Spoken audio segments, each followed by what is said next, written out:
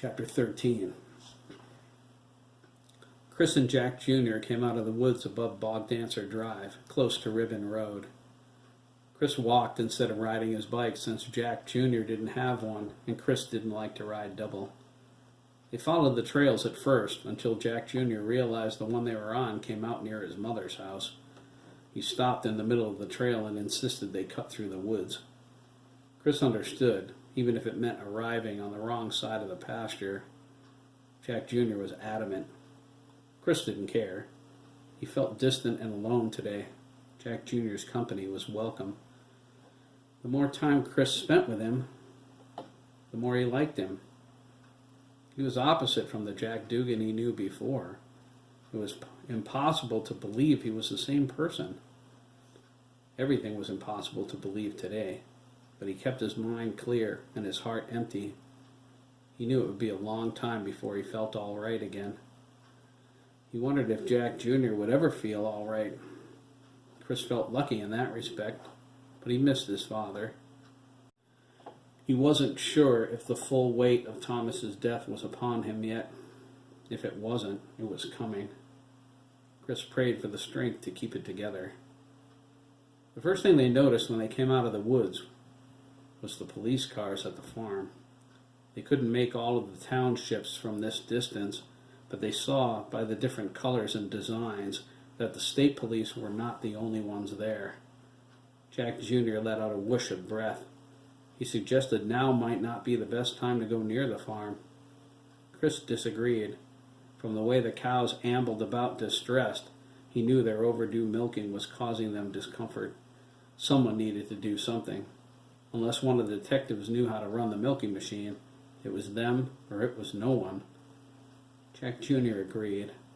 I always liked the cows. Me too. They stayed on Grady Lane rather than cross the pasture. They would walk to the main driveway and explain their intentions. They might get turned away, but Chris said it was worth the attempt. At least he would have a clear conscience. They didn't get 2 steps when Jack Jr. grabbed Chris by the back of his shirt. Chris looked at him, but then followed his finger. He pointed toward the pasture.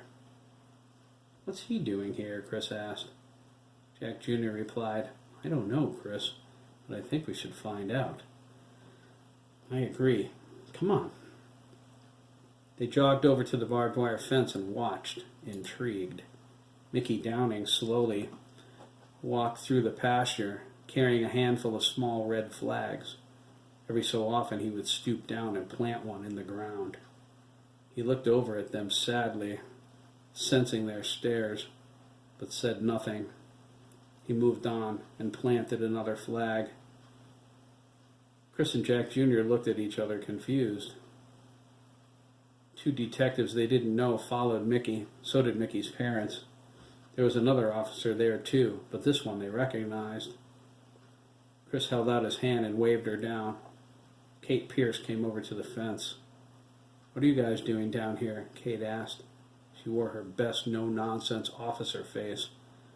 This area is an active crime scene. We're going to milk the cows, Chris volunteered. He pointed at one. Her udder was leaking milk all over the place. She mooed lowly, expressing her discomfort. It's not good for them to stay like that. Jack Jr. pointed at Mickey and asked, What's he doing down here? Mickey planted another flag. What are the flags for? He's marking the graves of the kids still in the ground, Kate replied, shaking her head. When he showed up with his parents, we thought he was joking about knowing where there were more bodies buried. What changed your mind? Chris asked. He gave us the location of 2 boys buried together, she said, sadness cracking her stone face.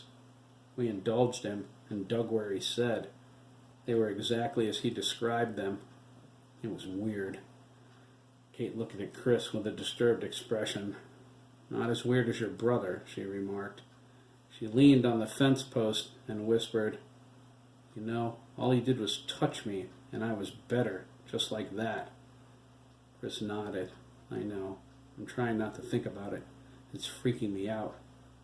Me too, Kate agreed. Jack Jr. snorted. Like either one of you has anything to complain about. Just look at me. You're complaining? Chris asked. Jack Jr. smiled. Hardly. I'm just not too thrilled about having to endure acne again. You don't have acne, Kate corrected. Yet, Jack insisted. Wait a couple of years. Chris looked at Mickey, concerned. There were 7 flags in the ground so far, and he didn't seem close to finishing. He felt sick to his stomach. Are there really that many? Chris whispered. Did Hiram kill that many kids? Kate looked at Mickey and frowned. He asked for 22 flags, Chris. If there are that many bodies, Hiram could be one of the worst mass murderers in American history. Chris nodded. What about the cows? Jack Jr. asked, wanting to be elsewhere. I'll have to check with Shooter, Kate said. She gestured at her car down in the drive. I'll radio in. It's up to him. He's running the show. We'll meet you in the driveway, Chris said. He patted Jack Jr. on the back. Come on, we can jog down there. I'll beat you, Jack Jr. grinned and took off. Cheater! Chris cried. Mickey turned toward the sound of his voice. He nodded. His heart's in the right place, he said, and went back to work. Chris is pretty good with stuff like that, Ian Sturgess remarked, his ghostly form floating next to Mickey. He pointed out where the next flag needed to go. He appeared in the same clothes he was wearing when he died. His body showed all the damage Hiram inflicted on him, including his slit throat and post-mortem mutilations. His throat wiggled grossly as he spoke. Are you sure you don't want them to know you're here? Mickey whispered. He didn't want the detectives to hear him. I'm sure, Ian nodded. He had his hands folded behind his back, his expression regretful. They have enough to deal with. Are you afraid they couldn't handle it? Mickey asked. He stooped over and planted the flag. They're handling Sandy all right, and... That's different, Ian interrupted. Sandy's here for a different reason than me. He went into the light. I chose not to. Why? Ian led Mickey toward the next grave. He sadly said, Penance. I have to pay penance. He hovered over the next grave, his face filled with abject sadness. I didn't feel worthy, that's all. Who is? Mickey shrugged. We all fall short, Ian. Nobody's perfect, like my dad says. We have to do our best. No one's ever screwed up as bad as me, Ian shuddered. He looked terrified. I don't even want to think about it. You'll have to, at some point. I wish it were different, you know, Ian asked. His blood-stained blonde hair had just enough substance to catch the breeze. I wish I knew what I was supposed to do. You'll know when the time comes, Mickey said. Can you give me a hint? Ian asked. Nope, Mickey replied. It's against the rules. Ian nodded, his look far away. Yeah, there's a lot of them. More than I ever dreamed. That's true. The next one is over here, Ian said, pointing toward the fence at the top of the field. It's kind of spooky. It's so close to my house. He looked toward the spot and at his house through the woods. I can almost see the back porch. Have you been there? Mickey asked, talking a little louder now. His parents stopped following them when they got to the middle of the pasture. They spoke earnestly with the detectives, who were also out of earshot. Ian shook his head. Only when I tried to warn Sean. I think I scared him. You were angry, Mickey said. It's no excuse for what I did, he replied. A sob caught in his wiggling throat. I killed my brother, man. Mickey held up his hand as he planted another flag. You can't blame yourself for that, Ian, he said. Your regret earned you forgiveness. You weren't yourself, but you are now, and everything's different. You've got things to do. You stayed back while the others went into the light. Their part is over. Your part is just beginning.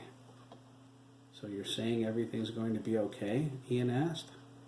Nope, Mickey replied, wiping the sweat from his forehead. It was humid out, and it was getting hotter. No one gets to know everything, not even my grandmother. We follow where the Lord leads us. If we die, we have to trust in Him. I wish I had your faith, Ian mumbled. You have to learn how to trust first, Mickey said. You're not very good at that, are you? Ian shook his head. Just remember, Mickey said, your reward equals your sacrifice. That won't give me much of a reward, Ian muttered. I'm not very good at sacrificing. Mickey turned away. We'll see about that, he whispered. Where's the next one? He asked, allowing sadness to creep into his heart. It went against what his grandmother taught him about controlling his emotions, but he couldn't help it. If he didn't feel for all the boys who died, he felt less human.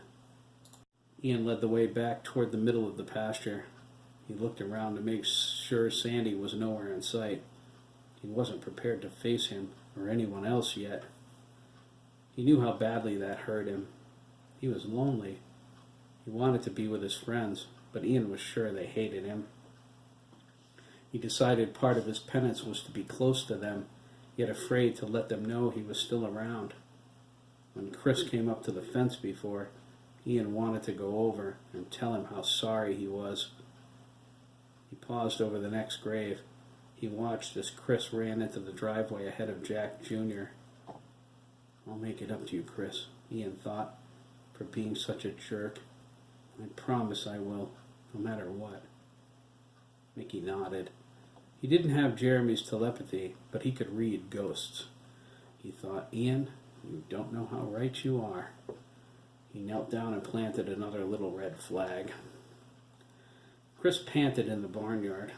It wasn't hard to overtake Jack Jr., even though he moved faster than the average 12-year-old. Jack Jr. said he only won because his legs were longer. Chris insisted he was acting like a poor sport. Jack retorted by saying he should have let him win because he was just a kid. In your dreams, old man, Chris exclaimed. You're 3 times my age. I used to be, Jack Jr. corrected. You're something else, Chris smiled. They stopped horsing around when Kate came around the far side of the barn. She walked to her car and reached in for the handset. At the same time, Chris looked at the Victorian with great interest. Its white paint was chipped and peeling. Every window had a thick gray film. Still, it fascinated him. It was immense compared to his house. He wondered how many rooms it had. He didn't realize he was talking out loud until Jack Jr. answered him. There's a kitchen, dining room, front room, pantry, master bedroom with a bathroom, living room, den, another bathroom, and a half a bathroom on the first floor, he said. He pointed up. On the second floor, there are 6 more bedrooms, including a second master bedroom with a private bathroom, access to the round room, and a hallway bathroom. He pointed up higher. The attic's on the top floor. It's as wide as the entire house. Jack Jr. paused when he realized Chris was staring at him. Hiram still lived in it back when I worked for him, he offered. I know the inside like the back of my hand. What's in the tower? Chris asked, nodding at the house. The tower? Jack Jr. asked. That's the round room I mentioned. Chris thought, it looks like a tower to me. It was a rounded section of the house on the driveway side, as tall as the rest, but with a pointed cylindrical roof. The round room had 3 windows, 2 small ones flanking a large picture window. There was 1 window below them on the first floor, and the roof had 3 small windows that looked like they'd cranked out to open. Yeah, that, Chris said. Jack Jr. replied, I'm not sure.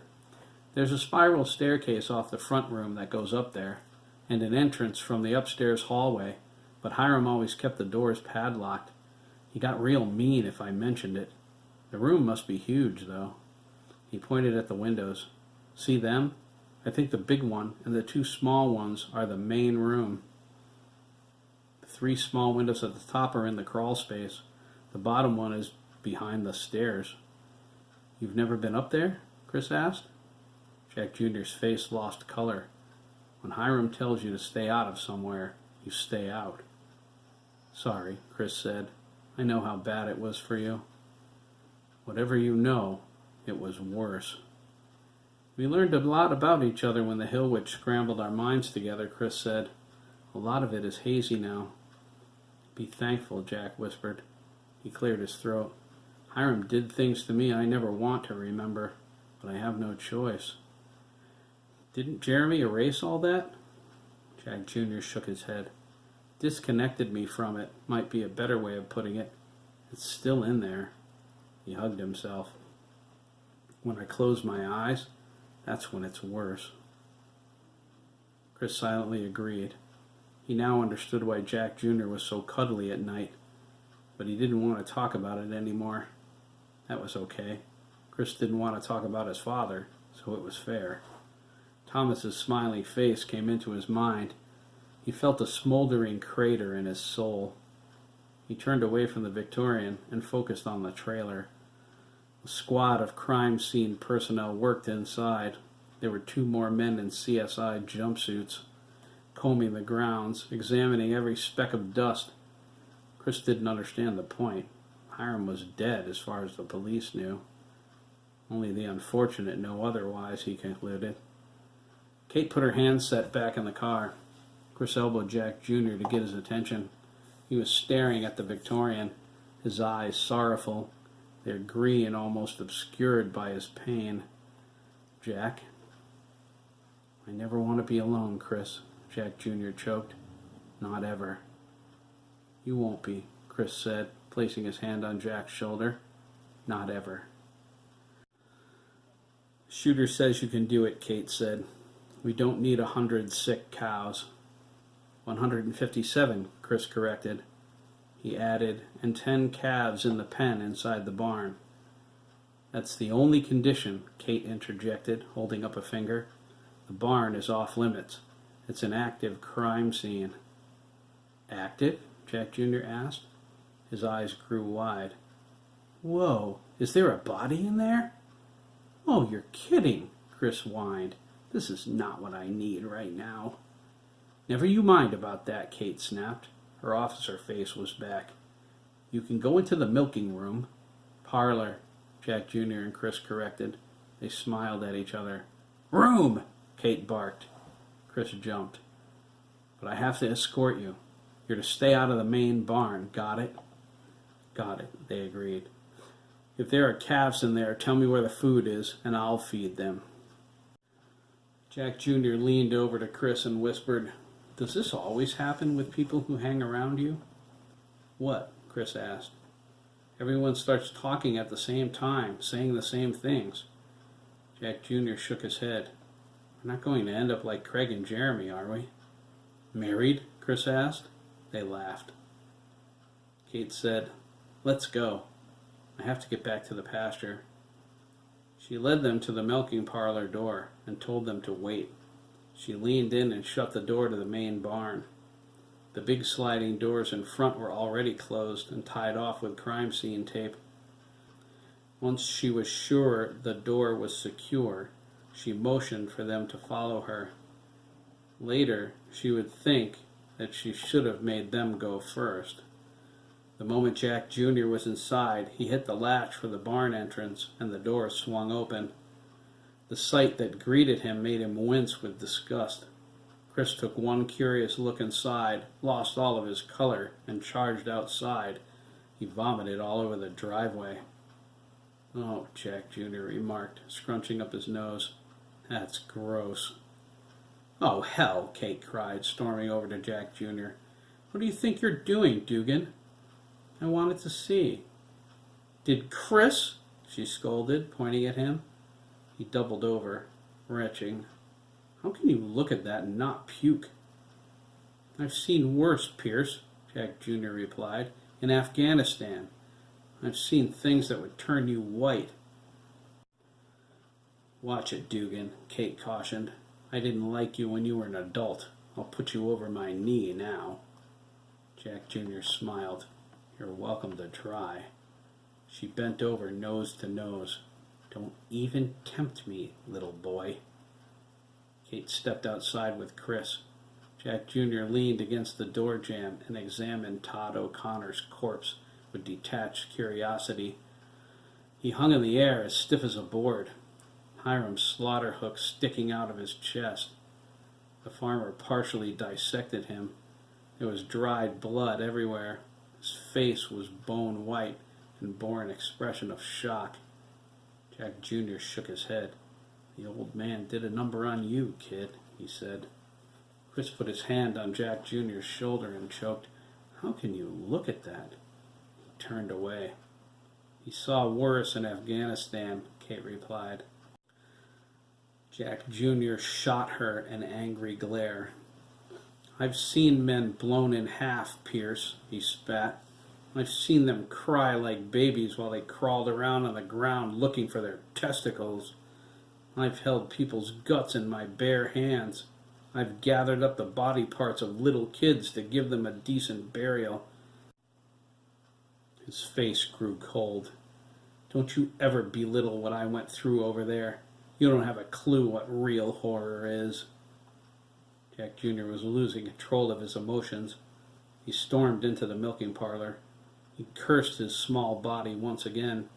It was hard to keep from bawling. Kate reached over and closed the barn door. She and Chris exchanged glances. She was ashamed of being insensitive. "I'm sorry," Kate sighed. "It's all these bodies. I'm not always such a bitch." Chris followed Jack Jr.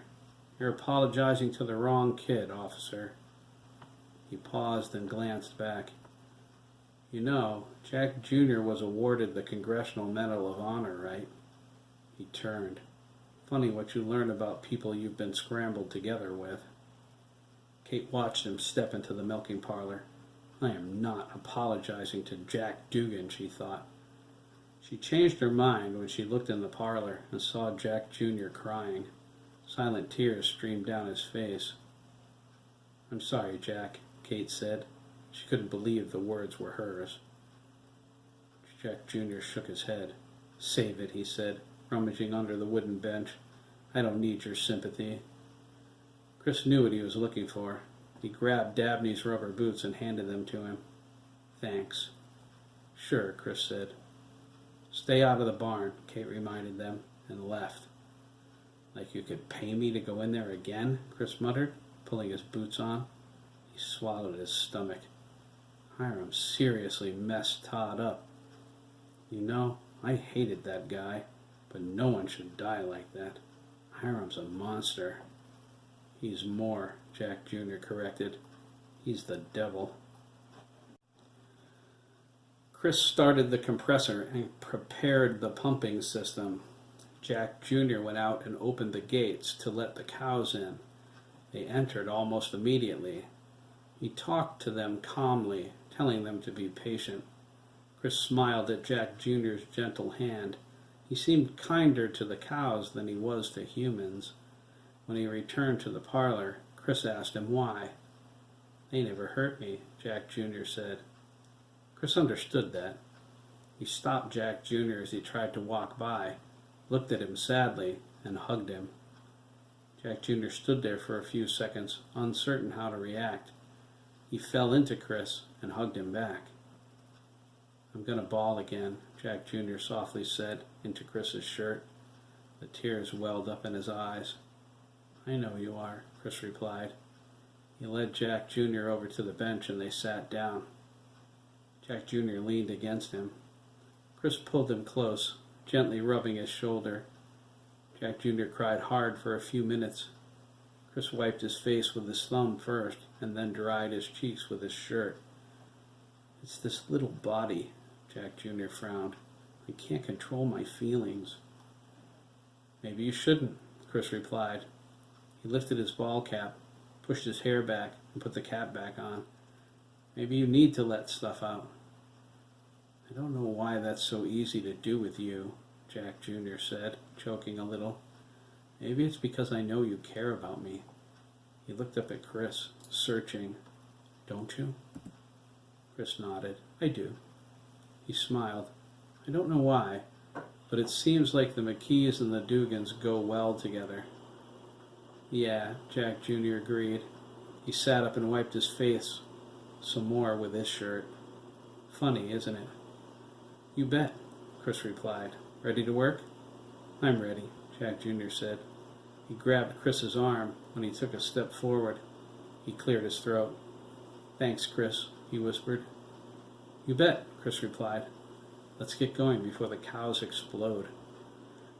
Chris worked faster than Jack Jr. in the beginning, but it didn't take long before Jack Jr. ran circles around him. Chris supposed it was like riding a bicycle. Jack Jr. worked the farm for a lot of years. It was very routine. The bicycle adage reminded him of his father. Thomas taught him how to ride when he was little. The memory stung so much, Chris excused himself. He told Jack Jr. he needed some air. Jack Jr. said he could handle it. Chris was glad. He wanted to grieve in private. He stepped away toward the outer door, but then paused. He almost opened the door to the main bar instead, but decided not to. He had the oddest feeling if he did, Todd's corpse would be glaring at him. Chris walked out into the bright sunlight, shielding his eyes. Once he saw something other than purple spots, he noticed Kate hadn't made it back to the pasture yet. She stood at the edge of the driveway talking to a smartly dressed young man next to a new Toyota. Chris thought he'd seen him at the farm before, but he wasn't sure. If this was the guy he thought it was, he only saw him once, and that was a year ago. Chris, the man called, spotting him. He was lanky, 6 feet tall, and looked young. Chris decided he was in his 30s. His blonde hair was streaked with gray. His face was narrow, almost raccoonish. Chris was instantly suspicious. Who are you? He asked. He warned, if you're a friend of Hiram's, you can take a hike. No, not a friend, the man insisted. He looked at Kate. May I? He gestured at Chris. Be on your best behavior, counselor, Kate warned. The man nodded. I'll be quick. I just have to give Chris these papers. He ambled over carrying a briefcase. Chris watched him warily. When he extended his hand to shake, Chris ignored him. I'm Chase Umbridge, Chase said, disregarding Chris's rudeness. He decided after everything he heard, the boy was entitled. I'm Hiram's attorney. Chris snorted. Hiram needs an undertaker, not a lawyer. Chase nodded. Yes, I realize that. It's Hiram's death that brings me here. He smiled. It was the smile of a man trying to patronize a child. It annoyed Chris incredibly. Is your dad at home? Chris's expression grew cold, black, and very angry. My father died yesterday, you idiot, he growled. He turned away. Why don't you piss off, huh, you loser? Wait, Chase objected, grabbing Chris by the arm. Chris snapped his head back. Get your hand off me, he raged. The mere mention of his father left him with two choices, cry or get angry. Chase made that decision easy. Kate agreed. She put her pistol against the back of Chase's head and cocked the hammer. I warned you, counselor. Chase dropped his briefcase and Chris's arm at the same time. He raised his hands quickly. Okay, he cried. Jesus, I'm not going to hurt the kid. Kate put her pistol back in the holster. I'd be careful if I was you. We're a little touchy around here today, right, Chris? You bet, Chris said. He asked, what do you want with me? Chase squatted down and opened his briefcase. His hand shook. He pulled out a manila file folder and a ring of keys. He held them out to Chris, keeping a discreet distance this time. He felt the barrel of Kate's pistol against his skull. He rubbed the area with his hand and cleared his throat. You're going to need these papers. Give them to your mother and have her lawyer contact me. Chris crossed his arms. What's in there? He asked, gesturing at the file folder with his chin. There are papers in here, Chase informed him, tapping on the side. Hiram's will. Why should I care about that? Chris asked. Chase was surprised. Hiram never discussed this with you? Chris looked at Kate. She shrugged. He glared at Chase. Discussed what with me? Well, Chase began, Hiram didn't have any relatives. So? He had substantial holdings in land and capital, Chris. Then there's the farm. Mister, Chris said, you're starting to irritate me. What does any of this have to do with me? It has everything to do with you, Chase replied, shaking the folder. You're listed in Hiram's will as the sole heir to everything he had.